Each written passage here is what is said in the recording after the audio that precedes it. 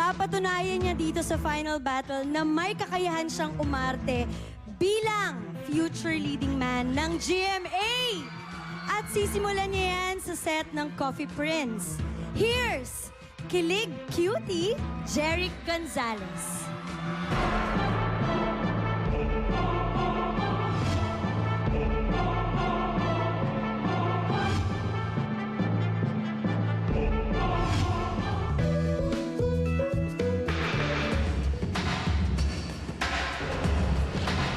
Close talaga sila, no?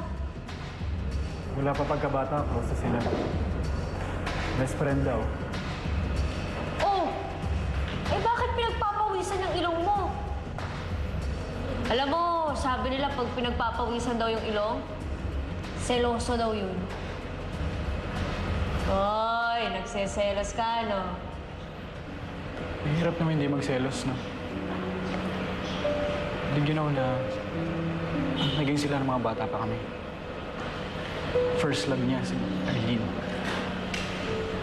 But things didn't work out between them. And then kami ni Arlene, we got close. We ended up together.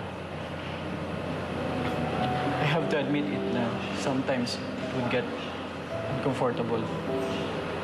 Pero syempre, hindi ko naman pwedeng sabihin na hindi sila pwede magkaibigan. Kaya hinahayaan mo na lang. Wala naman akong magagawa eh.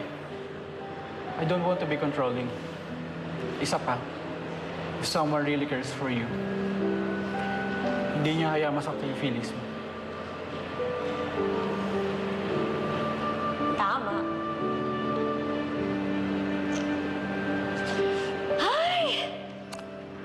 Paano kaya ako magiging gamot? Ha? Para tatanggalin ko yung aray mo. Tawa ako. Ayos ba? Ay.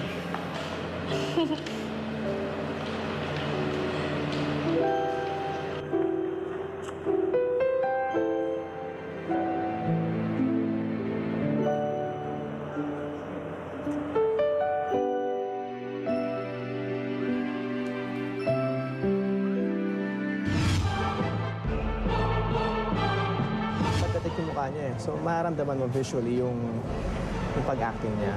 I'm impressed. Sobrang galing. Natuwa ako kasi prepared siya. Napaka-expressive kasi ng mata niya eh. So, ang daling makahugot, ang daling makakuha ng emosyon. So far, yung lines, yung delivery ng lines, pati yung diction, maganda. As a whole, parang isa siya sa mga magiging promising na stars ng June.